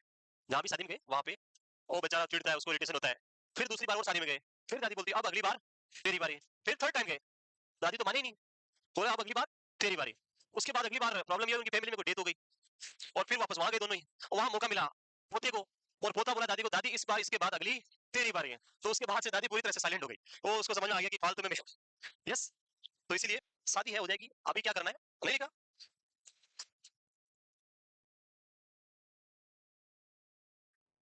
वो करे, मेरी इसका बहुत प्रेशर होता है लाइफ में। हाँ मैंने भी झेला वो बहुत प्रेशर है।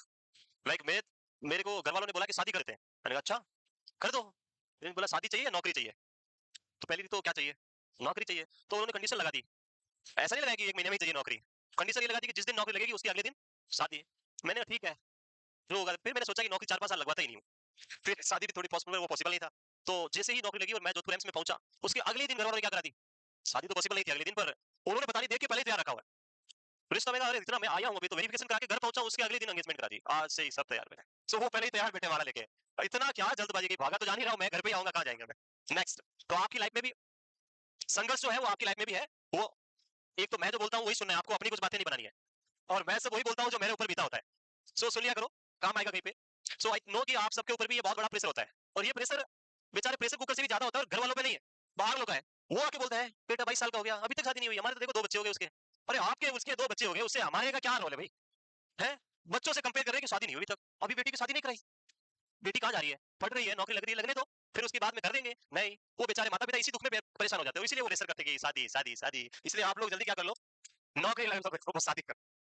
नेक्स्ट, शादी घर वाले करा देंगे, पहले क्या लग जाओ, नौकरी।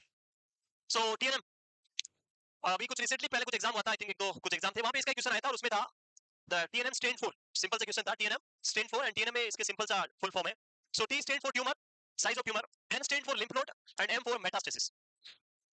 सो it is a classification system of anatomical extent of tumour cancer.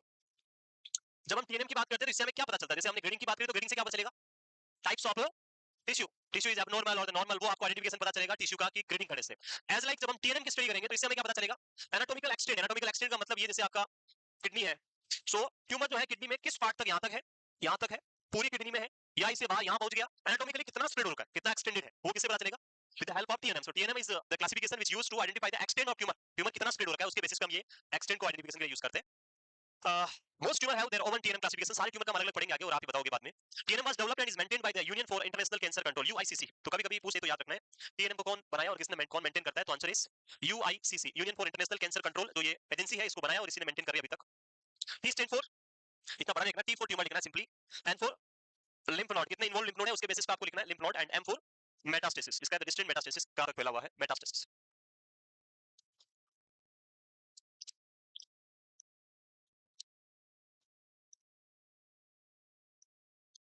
So start करें टीएनएम निकालना, किसी भी ट्यूमर का हम टीएनएम कैसे बनाएंगे या कैसे निकालेंगे उसको हम सीखते हैं, प्रैक्टिस करते हैं उसकी। सबसे पहले बात करेंगे टी के बारे में, फिर उसके बाद एन और उसके बाद में M. T for tumour, N for lymph node, and M for metastasis.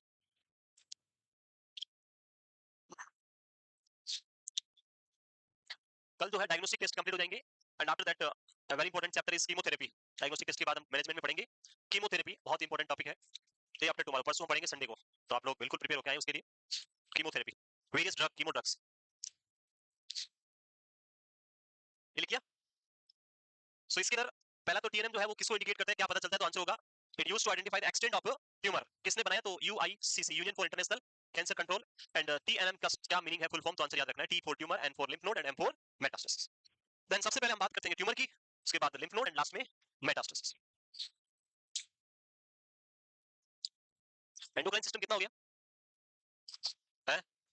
दो ही क्लास हुई, दो बची है, खत्म होने वाला मतलब। Very good. तो उसके बाद हम नया स्टार्ट नहीं कराएंगे, क्योंकि नया तो आपको नए बैच में पढ़ेंगे 15 सितंबर से, जहां पढ़ेंगे ओबीजी। ओबीजी नहीं पढ़ा है? पढ़ लिया? हाँ, जिन्होंने नहीं पढ़ा, जिन्होंने पढ़ लिया है तो उनका तो देख लेंगे, करा ही दिया उनका पूरा। अरे जिनका नहीं हुआ उनका कोई बात नहीं, हम ओबीजी मतलब 15 से स्टार्ट, 15 से तो मैं पढ़ाऊंगा, मैं ही रहूंगा यहाँ पे, डोंट वरी। मैं और सर रहेंगे, सर बाद में, खान साहब बाद में आएंगे, वो थोड़ा दिन बाद जब आपका सिलेबस हो जाएगा उसके बाद लाएंगे, डोंट वरी, रिपीट नहीं करेंगे किसी के भी। यस, लिख लिया? ये लिख लिया? अभी जिनका भी जो पेंडिंग चैप्टर है सर रेस्पिरेटरी सिस्टम के साथ स्टार्ट करेंगे 15 सितंबर से, और मैं स्टार्ट करूंगा, क्या बचा हमारा? जेनेटिक्स कोई सब्जेक्ट नहीं, वो स्टार्ट करने के लायक नहीं है वो। माइक्रो, हाँ रेनल सिस्टम पढ़ाएंगे, वो तो अच्छा है। नेक्स्ट, अभी इसको कंप्लीट करें, पहले इसको कंप्लीट कर लें। T for tumour. So size tumour की हम बात करेंगे यहाँ पे, और इसको कैसे निकालेंगे देखेंगे। तो सबसे पहले आता है टी जीरो। जीरो का मतलब होता है कुछ नहीं। यस, सो टी जीरो जब कहीं पे लिखा होगा तो उसका मतलब होगा कि अभी तक हमें ट्यूमर मिला नहीं है, हम उसके बारे में कुछ भी जो आप ढूंढ रहे हैं वो कुछ नहीं मिला हमें, यहाँ पे कोई भी सेल ऐसी लगी नहीं जो ट्यूमर रिलेटेड है। So T zero is no evidence of tumour. ये टी जीरो नॉर्मल लाइक मेरी आपकी बॉडी में भी हो सकता है, और सम टाइम अगर इन सिटू स्टेट है वहां पे भी टी जीरो आ सकता है। कैंसर इन सिटू है तो वहां भी क्या आ सकता है? टी जीरो आ सकता है। कभी कभी इन सिटू पता नहीं चलता है, वो भी क्या होगा, टी जीरो हो सकता है। एंड अगर इन सिटू पता चल रहा है तो उसके लिए हम यूज करें T I S. So T I S का मतलब कार्सिनोमा इन सिटू, तो ये दोनों तो इजी है। टी जीरो यानी नो एविडेंस, और टी आई एस लिखा तो नाम ही लिखा, आई फॉर इन, और एस का मतलब सिटू, कार्सिनोमा इन सिटू। इसके बाद आता है T one, T two, T three and T four. और इसको समझने के लिए हम बनाते हैं यहाँ पे एक ऑर्गन, जैसे हम ड्रॉ कर लेते हैं लंग्स। ये किसको इंडिकेट करती है? टीएनएम, एक्सटेंड ऑफ ट्यूमर को। तो हम इसकी एक्सटेंड यहाँ लंग्स में देखेंगे। लंग्स में कितनी लोब होती है? 6। कौन है 6 वाला? ये अरे 5 लोब ही होती है लंग्स में, 3 + 2 ऐसा ही होता है। हाँ, तो यहाँ पे जो लॉब्स है, ये इन लॉब की हम बात कर रहे हैं। It's not anatomical picture, it's just for understanding purpose. T one, T one का मतलब ट्यूमर बिल्कुल क्या है, लोकलाइज्ड ट्यूमर है। लोकलाइज्ड का मतलब होता है एक छोटे से पार्ट में कहीं प्रेजेंट है, ये है एक पूरी लोब के एक छोटे से पार्ट में है, इसको हम क्या बोलेंगे? Localised growth of the tumour. So localised tumour growth. Second जो आएगा टी2, ट्यूमर जो है लोकलाइज्ड है पर लिमिटेड स्प्रेडिंग आपको देखने को मिल रही है, इसको बोलते हैं लिमिटेड लोकल स्प्रेडिंग। लोकलाइज के अंदर तो सिर्फ यही पे था, बट लिमिटेड लोकल स्प्रेडिंग में क्या होगा, जो ये आपकी लोब है, like I use the different colour, ये था फर्स्ट वाला टी1। टी2 में क्या होगा, इस पूरी लोब को क्या कर लेगा, ये इन्वॉल्व कर दिया। तो ये क्या हो गया कि इस लोकल एरिया में है पर इसकी स्प्रेडिंग हो गई है, फैल गया। This is known as T two. T three के अंदर it will spread more aggressively and it reach to extensive local and regional spreads. So ये जो आएगा इसमें क्या होगा, देखिए कैंसर यहाँ था, यहाँ से ये इस होल लंग को क्या कर दिया, कवर कर दिया। This is known as T three. Last जो टी4 आएगा वहां होगा मेटास्टेसिस, डिस्टेंट मेटास्टेसिस। तो इसमें क्या होगा, this cancer which originated from here will be spreaded to this lobe of cancer, इसको हम क्या बोलेंगे, मेटास्टेसिस। तो ये किसको बनाएगा, टी4 को। तो ये एग्जाम के अंदर लिखा होता है, जो क्वेश्चन आएगा उसमें कि patient is having cancer of lung and patient is having limited local growth और लोकलाइज्ड ट्यूमर ग्रोथ और एक्सटेंसिव स्प्रेड और मेटास्टेटिक ग्रोथ। तो आपको उन चारों के मीनिंग पे याद रखना है, टी1 में क्या होगा, टी2 में क्या है, टी3 और टी4 में क्या। याद रख, सिंपल सा है। पहला क्या है, लोकलाइज्ड ग्रोथ हुई, इसका लोकलाइज्ड ग्रोथ का लोकल स्प्रेडिंग हुआ लिमिटेड पार्ट में, उसके बाद ये एक्सटेंसिव स्प्रेड हुआ, और उसके बाद क्या हो गया, मेटास्टेसिस हो गया। So this is known as T and M. Sorry T, ये तो किसके बारे में, ओनली टी। अभी मैं क्वेश्चन दूंगा आपको, वो आपको निकालना होगा, अलग अलग ऑर्गन के ऊपर हम देखेंगे। सो टी1 किसको इंडिकेट करेगा, लिमिटेड सॉरी लोकल ग्रोथ है, उसको इंडिकेट करेगा लोकलाइज्ड ग्रोथ को। T two limited local growth, T three extensive and टी4 इज मेटास्टेसिस। जो मैंने क्वेश्चन पूछा था आपसे उसमें मैंने बोला था कि patient is having metastatic cancer, तो उसका टीएनएम क्या होगा, तो टी क्या होगा वहां पे, टी4 होगा। सो जब भी मेटास्टेसिस वर्ड आ जाएगा तो वहां पे कुछ नहीं सोचना है, जो हाईएस्ट है लास्ट लास्ट वाला वो सब लिख दो। टी में हाईएस्ट क्या है, टी4, एन में हाईएस्ट एन3 और एम में हाईएस्ट एम1, तो लिख देना है जब भी मेटास्टेसिस वर्ड यूज किया जाएगा। बाकी आगे का बाकी मैं बताऊंगा अभी आगे। सो ये हो गया ट्यूमर वाला पार्ट, क्लियर।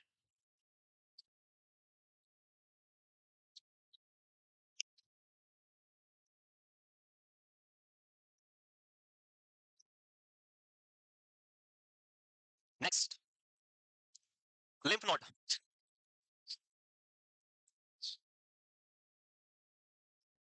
ये लिख लिया? अरे जल्दी खत्म करो भाई। ऑन्कोलॉजी सिस्टम आपका कंप्लीट हो जाएगा 31 अगस्त को, और 1 तारीख को सुबह 8 बजे हम मिलेंगे आपके साथ यहीं पे, शाम तक यहीं रहेंगे।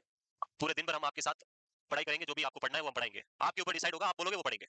टॉपिक आपको दे दिया already, emergency nursing, OT, ICU, जो भी पूछ रहा है वहां से आप जो लाना है ला सकते हो, आपको जहां से जो लेके आना है वो ला सकते हैं। और उसके अलावा फार्माकोलॉजी में भी आप जो पूछना है जो ला सकते हैं ला सकते हैं। हर एक कॉन्सेप्ट के साथ हम क्लियर करेंगे सुबह से शाम तक। चलिए आगे, नेक्स्ट लिम्फ नोड।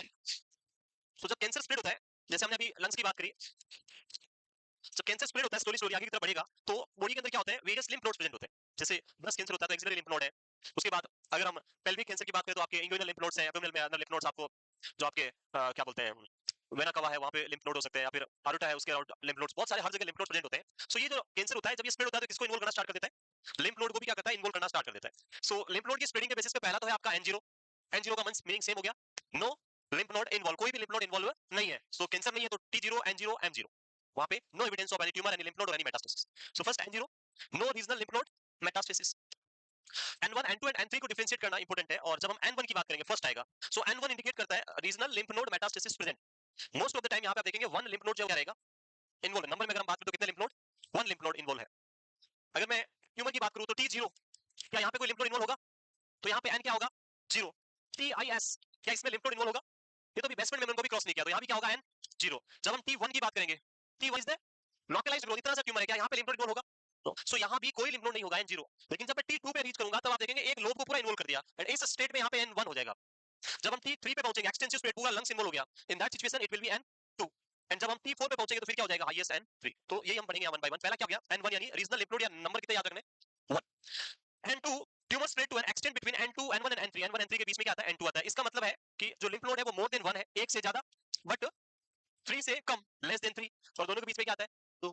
सो जब एक से ज्यादा लिम्फ नोड बट 3 से कम लिम्फ नोड में इन्वॉल्वमेंट है तो उसको हम क्या बोलते हैं N2। if the involved lymph node number is more than 1 or less than 3, or in simple word 2 lymph nodes are involved, then we will say person is having N2। तो ये इससे याद हो जाएगा आपको नंबर से ही N1 N2, एंड तीसरा क्या है N3। N3 मतलब मेटास्टेसिस, कहां गया डिस्टेंट और रीजनल मेटास्टेसिस। तो यहाँ पे 3 नहीं लिख सकते आप, यहाँ पे आप क्या लिखेंगे 3 और मोर देन 3, 3 या 3 से ज्यादा भी हो सकते हैं, यानी होल बॉडी के लिम्फ नोड में इन्वॉल्व है तो भी हम क्या लिखेंगे वहां पे N3 ही होगा, क्योंकि N3 के बाद कुछ ऑप्शंस आपके पास नहीं है। सो ये है लिम्फ नोड के बेसिस पे N1 N2 N3। क्लियर है। ट्यूमर के बेसिस पे देखा है लोकलाइज्ड ग्रोथ है तब तक कोई लिम्फ नोड इन्वॉल्व नहीं होगा, लेकिन जब वहां से ये साइज बढ़ना स्टार्ट होगा तो लिम्फ नोड का इन्वॉल्वमेंट बढ़ेगा। सो T2 के साथ में N1, T3 के साथ में N2 और T4 के साथ में N3 आपको देखने को मिलेगा। एंड सबसे इजी है याद रखना मेटास्टेसिस को। मेटास्टेसिस प्रेजेंट है तो M1, मेटास्टेसिस एब्सेंट है M0। So M0 and M1 दो ही होते हैं मेटास्टेसिस।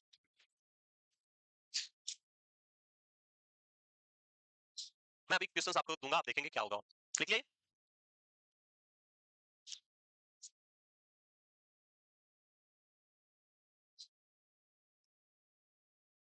लिख लिया।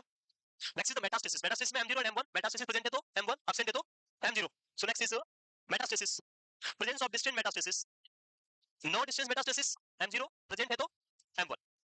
हम यहाँ पे कुछ एग्जांपल के साथ देखते हैं। लाइक आपको बताना है एक पेशेंट जो है हॉस्पिटल में आता है और डॉक्टर क्या करता है फिजिकल एग्जामिनेशन करता है। On examination like a patient is suffering with suspected case of breast cancer, and a doctor assigned doctor is doing physical examination, and during physical examination जो डॉक्टर है वो क्या पाल्पेट करेगी एक्सिलरी लिम्फ नोड पाल्पेट करेगी।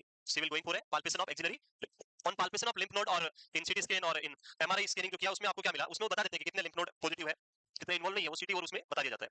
सो आपने देखा कि lymph node जो पॉजिटिव है, पॉजिटिव मतलब जो कैंसर के साथ इन्वॉल्व है, the number of lymph node which is positive in case of this breast cancer lady, suspected case of breast cancer, that number is N2। Then what is the TNM for this suspected case of breast cancer, N2 का मतलब दो lymph node involve मिले positive आया, तो यहाँ पे इसका TNM कितना होगा, सो TNM0। समझ में आ रहा है निकालना। It is very easy to calculate TNM. Like question आ गया patient is presented with a cancer of stomach and the extent of tumor, जो tumor का extent है stomach के अंदर, that is spread to the localized limited growth. Then what is the TNM for that patient? Localized limited growth, local limited growth बोल सकते हैं, localized limited growth एक ही बात है। So T1, so localized का मतलब 1 और local का मतलब दोनों का डिफरेंस है। लोकलाइज का मतलब एक ही छोटे से पार्ट में, और लोकल का मतलब उस आसपास के सारे, हम बोलते हैं लोकल यानी मैं यहाँ का जोधपुर का लोकल आदमी, आप जोधपुर के लोकल तो होंगे पर एक एरिया में लोकलाइज तो हो। मैं झालामंड में लोकलाइज हूँ, लेकिन मुझे पूछेगा बाहर जाने के बाद कहा तो मैं जोधपुर का लोकल हूँ। क्यों? क्योंकि मैं जोधपुर से बिलोंग करता हूँ, इसका मतलब पूरे जोधपुर में ही रहता हूँ, पूरे जोधपुर में ऐसे बना में, तो वो क्या है लोकल मतलब ये एक एरिया हो गया बड़ा, और उसमें एक छोटा सा पार्ट है वो क्या है लोकलाइज्ड है। तो T1N0M0। यस। तो इसी तरह क्वेश्चन आपको आपके आने वाले ट्यूसडे के पेपर में भी आपको मिलेंगे और आप प्रैक्टिस करेंगे। और एक कॉमन क्वेश्चन जो एग्जाम में पिछली बार आया था वो मेटास्टेसिस का था कि patient suffering with metastatic cancer of lung, then what is the TNM for that patient, T4N3M1। Next last classification that is staging of tumour. तो पहला हमने पढ़ा ग्रेडिंग, ग्रेडिंग से क्या पता चला, ग्रेडिंग से क्या पता चला कि आपका टाइप्स ऑफ सेल और ट्यूमर कौन से टाइप का है, अब नॉर्मल और नॉर्मल। स्टेजिंग से क्या, सॉरी TNM से हमें पता चला एक्सटेंट ऑफ ट्यूमर, ट्यूमर कहां तक बॉडी में स्प्रेडेड है. Now we have the staging, बोलते हैं वो तो थर्ड स्टेज में है, फोर्थ स्टेज में है, कैंसर का चौथा स्टेज आ गया, अब तो नहीं बचेगा. तो हम कैसे बता सकते हैं कि नहीं बचेगा, वो इसी से पता चलेगा. तो स्टेज का मीनिंग होता है कि आपका क्लिनिकल एस्पेक्ट पता चलता है कि अब कितने साल जिएगा नहीं जिएगा. जो क्लिनिकली आपको पता चलेगा वो कौन बताएगा, स्टेज. तो stage is classified clinical aspect of cancer and degree of metastasis at diagnosis. Clinical aspect मतलब बॉडी में क्या क्या सिम्टम्स आ रहे हैं और हम उससे बताएंगे कि भैया बचेगा नहीं बचेगा, वो आपको इसमें पता चलेगा. स्टेज 1, इन स्टेज 1 और यहां स्टेज 0 से स्टार्ट किया, ठीक है. स्टेज 0 क्या है, कार्सिनोमा इन सिटू और नो, क्या मैंने बोला जीरो के अंदर इन सिटू भी हो सकता है और हो भी सकता है, जीरो यानी नहीं भी हो सकता है, इन सिटू भी हो सकता है. सो इसका डीएनए तो सिंपल सा है, टीआईएस एन0 एम0. स्टेज 1 लोकलाइज्ड, ये हटा देते हैं, आपको बताना है लोकलाइज्ड ट्यूमर ग्रोथ. क्या होगा डीएनए अगर ये स्टेज 1 में ये है लोकलाइज्ड ट्यूमर ग्रोथ, T1N0M0, और यही यहां लिखा हुआ है T1N0M0. And the survival chance is approximately 70 to 90% after 5 year post diagnosis. ये आपने देखा होगा, ऐसे बहुत बार लिखा होता है 5 ईयर सर्वाइवल रेट. क्वेश्चन भी आया था. In case of CIS2, what is the 5 year survival rate of the person? What is the meaning of this 5 year survival rate? 5 साल तो लिखा ही है वहां पे, 5 ईयर लिखा है, क्या मीनिंग होता है इस 5 ईयर सर्वाइवल रेट? तो बेसिकली क्या करते हैं, जब कैंसर डायग्नोस हुआ किसी भी पेशेंट में, when cancer is diagnose in a person, उस डेट से फिर उसका मैनेजमेंट करते हैं, ट्रीटमेंट करते हैं, और उसके बाद वहां से 5 ईयर के बाद देखते हैं कि कितने लोग जिंदा और कितने लोग मर गए. पोस्ट डायग्नोसिस टिल 5 ईयर का जो पीरियड होता है, जब आपने डायग्नोस किया तो आपको पता होगा कौन सी स्टेज में डायग्नोस हुआ, फर्स्ट स्टेज में हुआ, सेकंड स्टेज में हुआ, थर्ड स्टेज में हुआ, फोर्थ स्टेज में हुआ, और वहां पे ट्रीटमेंट किया हमने, सब कुछ किया, और 5 ईयर के बाद देखा कि कितने लोग बच गए और कितने लोग जिंदा है. जो बच गए वो आ जाएंगे सर्वाइवल में, और जो गए वो आएंगे, जो आपका बचा हुआ 10% इसमें दिख रहा है 70 to 90, यानी जो बचा हुआ 10 to 30% जो आते हैं वो मर गए, वो नहीं बचे सर्वाइवल रेट 5 ईयर के बाद. तो ये है स्टेज 1 के अंदर जो सर्वाइवल रेट है वो कितनी होती है, 70 to 90% चांस है कि पर्सन यहाँ पे क्या कर सकता है, बच सकता है, सर्वाइव कर सकता है. 5 year diagnosis, 5 year post diagnosis.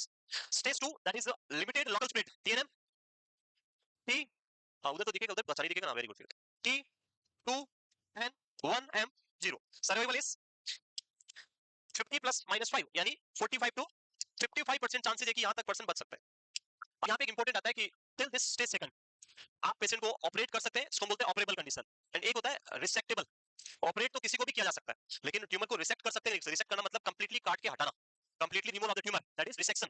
So in stage 1 we can operate and we can completely resect the tumor, it is possible. In stage 2 again we can operate and completely resect the tumor, but जब इसके बाद आगे हम जाएंगे third और fourth stage में, तो in that situation we can operate the person, but it is not possible to resect out the tumor. resection possible completely नहीं होगा, क्योंकि इतना फेल चुका ट्यूमर की कंप्लीट बाहर निकालना पॉसिबल थर्ड और फोर्थ में नहीं होगा. तो वो हम आगे देखेंगे. तो ये लिखा हुआ है यहाँ पे, in stage 1 and stage 2 the lesion is operable and resectable. Operate करके कंप्लीटली क्या कर सकते हैं, काट सकते हैं, कट करके निकाल सकते हैं.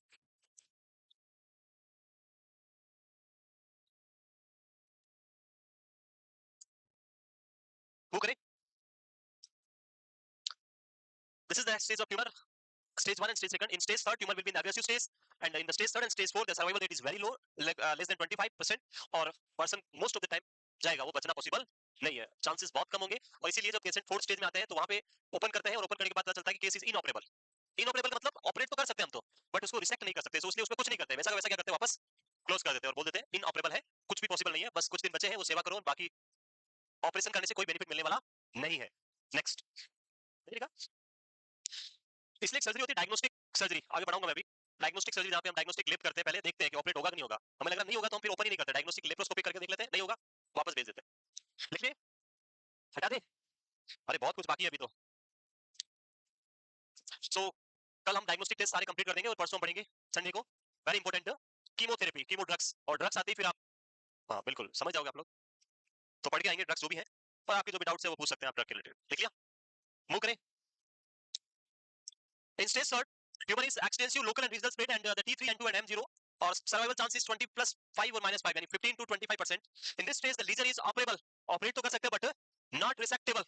यहाँ मैं आगे बढ़ाऊंगा, आपको कुछ अदर टाइप की सर्जरी होती है, जैसे there is a surgery which is known as cytoreductive surgery, cytoreduction सुना है, cytoreductive surgery आगे बढ़ाऊंगा मैं. वहां पे सर्जरी हम कर रहे हैं और उसका नाम ही क्या है, साइटोरेडक्टिव. साइटो का मींस होता है सेल, कौन सी cell, cancer cell. Reductive means reduce, कम करना. सो हम सर्जरी करके सिर्फ क्या करेंगे, कैंसर की सेल को डिक्रीज करेंगे, रिड्यूस करेंगे. That type of surgery is known as cytoreductive surgery. And जो सेल बच जाएगी, जिनको हम ऑपरेट करके नहीं निकाल पा रहे हैं, उसको हम फिर अदर प्रोसीजर करेंगे, लाइक रेडिएशन देंगे, कीमोथेरेपी. स्पेशल प्रोसीजर होता है साइटो के साथ में, उसको हम बोलते हैं हाईपेक प्रोसीजर. आगे मैं पढ़ाऊंगा हाईपेक पूरा, आगे देखेंगे. ठीक है. In stage 4 metastasis is there and no chance for any operation, कुछ भी नहीं है, सर्वाइवल रेट इज 5%. भाई साहब जाएंगे, कुछ नहीं होगा यहाँ पे. So this is the staging of tuber.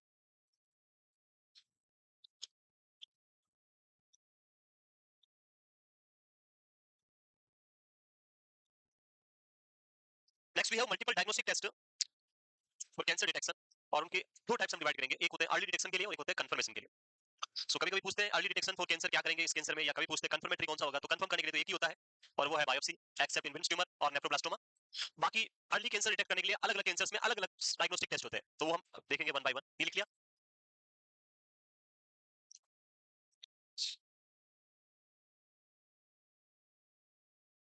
तो तीनों कंप्लीट हो गए, यहाँ पे तीनों क्लियर है सभी को। One is the grading, second is TNM and third one is staging. Grading system से पता चलेगा the type of tissue, TNM से पता चलेगा एक्सटेंट ऑफ टिश्यू ट्यूमर, और स्टेजिंग से पता चलेगा द क्लिनिकल एस्पेक्ट, कितना चांसेस है that so by the staging of tumour. और आप टीएनएम आई थिंक आप निकाल सकते हैं किसी भी कैंसर का इजीली। नेक्स्ट है cancer specific diagnostic test.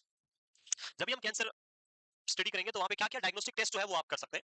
And सबसे पहले हम बात करेंगे टेस्ट फॉर अर्ली डिटेक्शन। तो यहाँ पे पहला पॉइंट क्लियर कर लें कि ये कंफर्मेटरी टेस्ट नहीं होंगे, इससे कैंसर को कंफर्म नहीं कर सकते। Like if a female is going for under breast self examination and उसको ऐसा लगता है कि कोई मास है, तो it is not a cancer, हम कंफर्म नहीं कर सकते विद ब्रेस्ट सेल्फ एग्जामिनेशन की कैंसर है। वो सिर्फ क्या है, अर्ली डिटेक्शन है, डिटेक्ट कर रहे हैं आप कि ऐसा अबनॉर्मल मास है, और वो कैंसर है या नहीं वो पता कौन बताएगा, बायोप्सी से। सो इसके अंदर अर्ली डिटेक्शन, ये दीज आर नॉट कंफर्मेटरी है, लिख दो confirmatory, not confirmatory. Like mammography, pap smear test, BSC breast self examination, DRE digital rectal examination, stool examination for occult blood, sigmoidoscopy, colonoscopy, testicular self examination, skin inspection, daily skin inspection, PSI. So ये सारे क्या हैं आपके test for early detection for the cancer, and these are not the confirmatory test, these are only for screening purpose. So one by one सारे test हम पढ़ेंगे। सबसे पहले स्टार्ट करेंगे विद मेमोग्राफी। पहला जो टेस्ट है वो लिखिए mammography. What is mammography? So mammography is a type of x ray. Mammography is a type of x ray जहां पे हम ब्रेस्ट टिश्यू को एक्सरे के थ्रू विजुअलाइज करते हैं। So visualisation of breast tissue with the help of x ray. तो mammography जो है हमें किस कैंसर में यूजफुल होगा? It is useful in breast cancer, तो it is used for the breast cancer early detection. तो स्टार्ट करें, मेमोग्राफी स्टार्ट करें। सबसे पहले द फर्स्ट वन इज, अरे नाम लिख रहे हैं तो इसमें टाइम लगाना इतना। मेमोग्राफी पहला टेस्ट है आपका, mammography visualisation of breast tissue. First लिखे आप मेमोग्राफी, अरे mammography. So mammography is a radiological soft tissue examination using radiation to visualization of breast tissue। किसके लिए अर्ली डिटेक्शन होगा यहाँ पे? Breast cancer. The woman should not use any body powder, cream or deodorant on the day of the procedure। जब हम इस procedure की बात करेंगे, कभी कभी पूछ लेते हैं, तो जो प्रोसीजर होता है उसमें simply there are two plates, ऐसे दो प्लेट होगी, एक अपर प्लेट होगा एक लोअर प्लेट होगा, और जो ब्रेस्ट टिश्यू है उसको इन दोनों प्लेट के बीच में कंप्रेस किया जाएगा और उससे स्टडी करेंगे। जब ये ब्रेस्ट टिश्यू कंप्रेशन होगा, अगर कोई पाउडर, क्रीम या कुछ ऑयली सब्सटेंस है तो उससे क्या होगा, स्लिप होगा और होल्ड करना पॉसिबल नहीं होगा और उससे स्टडी प्रॉपर नहीं हो पाएगा। इसलिए एडवाइस किया जाता है कि the women should not use any body powder, cream और deodorant on the day of the procedure. This is the plating system, दिख रहा है, this is one plate and this is the second plate. तो ये दोनों plate के बीच में breast tissue को होल्ड किया जाएगा और उसे एक्सरे एक्सपोज करके स्टडी करेंगे, तो इसको हम क्या बोलते हैं? Mammography for the breast cancer. It's a type of X-ray simply, clear? तो मेमोग्राफी पहला early screening test for which cancer? It's for breast cancer. And कुछ स्पेसिफिक एडवाइस कि कुछ भी ऑयली सब्सटेंसेस जो है वो यूज नहीं करना, do not use any type of oily substances on the day of test.